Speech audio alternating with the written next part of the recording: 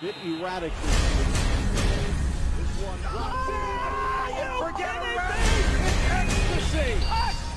Siul, prediksi dan ulasan sepak bola.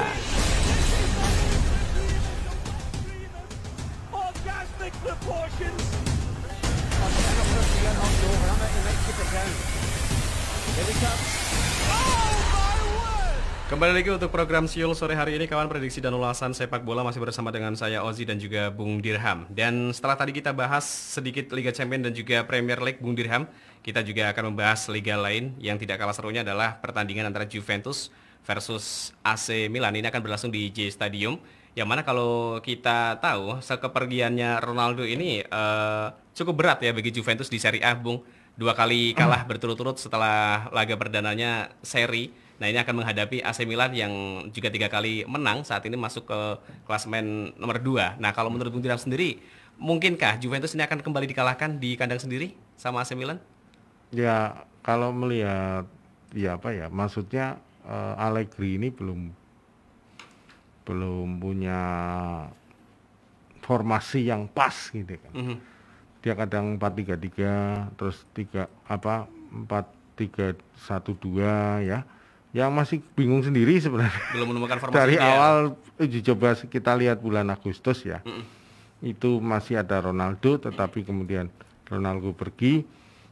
Justru sebenarnya dengan tidak adanya Ronaldo ini bisa berkembang bintang-bintang yang lain. Terutama kalau saya lihat di barisan pertahanan itu belum mantap ya. Kebetulan bulan Agustus Bonucci dan Chiellini mungkin masih belum on fire karena baru tampil di Piala Eropa. Itu Matteo De Ligt itu tidak bisa membawa lini depan lini belakang Juventus itu tangguh seperti Bonucci dan Ronaldo, Chiellini. Nah, ini nanti kemungkinan Chiellini dan Bonucci ini akan kembali dipasang untuk bisa supaya tidak kalah melawan Milan. Karena masih problem besarnya adalah di barisan pertahanan. Kalau di depan saya kira masih banyak pemain-pemain dari Juventus yang saya lihat masih punya potensi besar untuk berkembang. Di sana ada Morata, Dybala, kemudian Musakin. Ada satu lagi Kimi, siapa dari pemain Amerika itu cukup bagus juga. Walaupun ada beberapa pemain yang cedera ya, ada Ramsey cedera, terus bintang Itali Chiesa juga cedera. Tapi saya kira patut mencoba Musakin karena Musakin ini sudah bisa ditunjukkan oleh Roberto Mancini ketika dia kemarin mengalahkan Lituania itu. Musakin berperan besar, menciptakan 2 gol. Nah, itu saya kira itu apalagi Kane ini kan muncul di era Allegri juga. Cuman kemudian dipinjamkan ke klub lain dan ini belum kembali pulih. Nah, kalau melihat Milan dengan justru kemarin Milan hampir saja menang ya melawan Liverpool. Ya, di kandang Liverpool lagi. Sudah unggul 2-1 di babak pertama, tetapi memang sulit mengalahkan Liverpool di Anfield.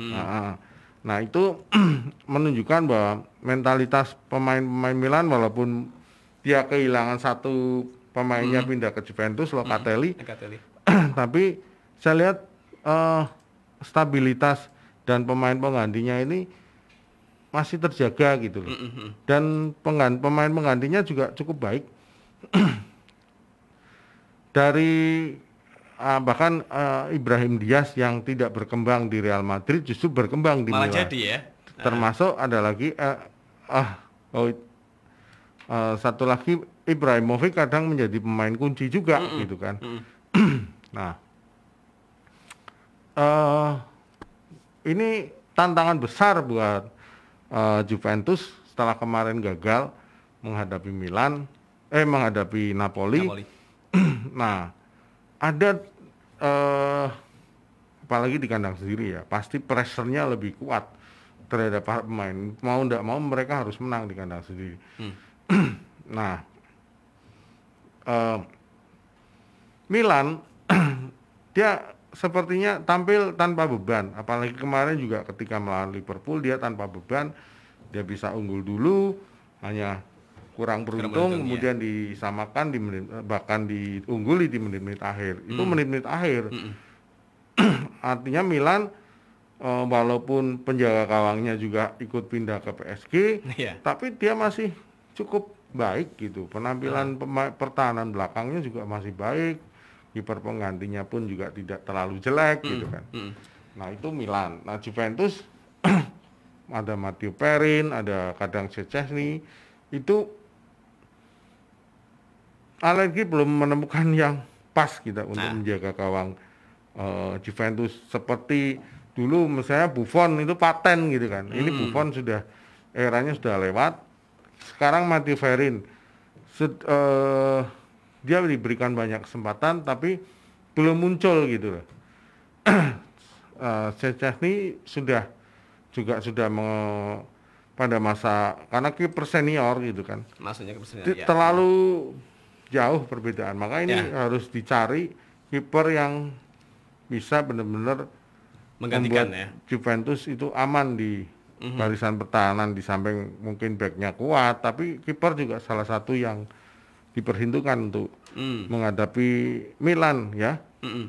Yang juga bisa dibilang penyerangnya cukup beringas juga begitu ya. Ya. Punya talenta yang bagus di lini depan. Baik, dan kembali lagi ada yang bergabung ini Bung Dirham, Aldo. Mungkin agak sedikit melebar ke La Liga nih. Setelah Barca dibantai Munchen, kabarnya di situasi internal Barca memburuk dan para petinggi Barca menyuruh Juan Laporta itu buat mendepak Koeman dan menggantikan pelatih yang berkelas. Nah, menurut Bung Dirham sendiri, yang cocok yang latih Barca siapa setelah Koeman ini didepak? Ya, agak sulit juga ya ini ya. Ada kemungkinan nggak Xavi bakal ditarik ke Barca? Itu tergantung kalau Xavinya secara profesional kepelatihan dia memenuhi bisa saja. Tapi saya lihat Koeman awalnya kemarin saya cukup optimis ya. Tapi pertandingan awal. Tapi semakin kesini tidak berkembang. Artinya Koeman dengan memaksakan 3 pemain bertahan yang tidak terbiasa seperti saya sampaikan sebelumnya bahwa di era Johan Cruyff itu pola paten itu kemudian diteruskan oleh Guardiola sampai ke Enrique itu tidak muncul gitu. Nah ini memang padahal Koeman pada waktu jadi pemain memakai pola itu. Nah ini mungkin ya satu lagi bahwa masing-masing pelatih itu punya style yang berbeda, karakter yang berbeda. Mungkin Koeman melihatnya yang dari sisi berbeda, pembelian pemain yang tidak berhasil ya. Memphis Depay itu walaupun awal-awal sempat mencetak gol, belum tentu dia nanti bisa menjadi bintang menggantikan Messi. Terlalu jauh kalau Depay. Kalau untuk yang saat ini masih istirahat, masih cedera, Aguero termasuk Braithwaite sendiri, ada kemungkinan nggak Bung Dirham akan semakin bersinar di Barca musim ini? Ya, apalagi kemarin Griezmann sempat dibajak juga oleh Atletico. Nah itu menunjukkan Barcelona butuh bintang baru, saya lihat butuh bintang baru, butuh tenaga muda yang mungkin bisa menggantikan posisi-posisi para seniornya. Baik. Yang terakhir Bung Dirham, mungkin kita akan closing lebih awal. Ada yang ingin disampaikan lagi mengenai sepak bola ini? Eropa sudah mulai bergulir, kompetisi di kita juga sudah mulai bergulir. Saya berharap juga berimbas juga ke kota kita. Tim kita saat ini sudah mulai terbentuk, Persib Pekalongan. Saat ini setengah melakukan pertandingan uji coba menghadapi Persik Kendal. Dan satu hal di era pandemi ini menonton lewat GoPlay. Nah, tiketnya cukup murah 15.000. kita jangan minta streaming yang gratis ya. Coba dukung kita bagaimana punya rasa memiliki tim ini dengan membayar 15.000. Itu kalau dihitung makan atau kita beli rokok itu sudah setara gitu. Iya, betul. 15.000 mungkin murah gitu kan. Terlalu murah menurut saya. Untuk bisa kita streaming, kita dukung tim kita, dan kita tunjukkan bahwa kita pernah punya klub besar loh, Persib Pekalongan yang dulu pernah sampai ke divisi utama. Sekarang kita mulai bangkit lagi, mulai membangun dari awal dengan generasi baru. Nah, ayo bersama-sama kita dukung. Jangan menjadikan kita ini menjadi polusi sepak bola kita sendiri, tapi malah kita menjadi solusi dari sepak bola kita. Oke, Persib bisa ya? Ya, pasti bisa. Baik, terima kasih Bung Dirham sekali lagi sudah berkenan hadir sore hari ini. Kita akan berjumpa lagi untuk minggu depan. Dan berakhir pula kawan kebersamaan kita di program Siul edisi 18 September 2021. Saya Ozi pamit undur. Selamat sore, salam olahraga.